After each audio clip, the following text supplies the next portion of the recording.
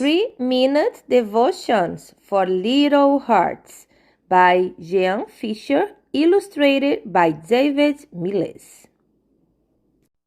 Our devotion today is on the page 135, and it's about plug into God's power.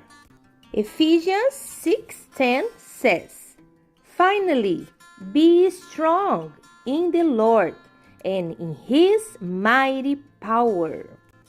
So, phones, laptops, and tablets, they all need to be plugged into recharge.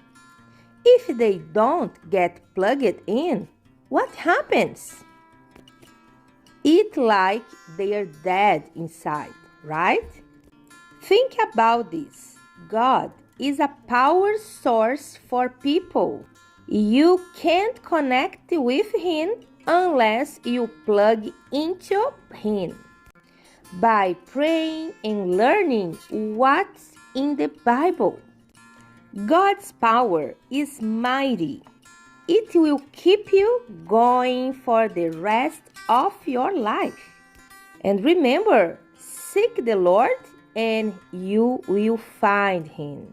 And you, are you ready to plug into God's power?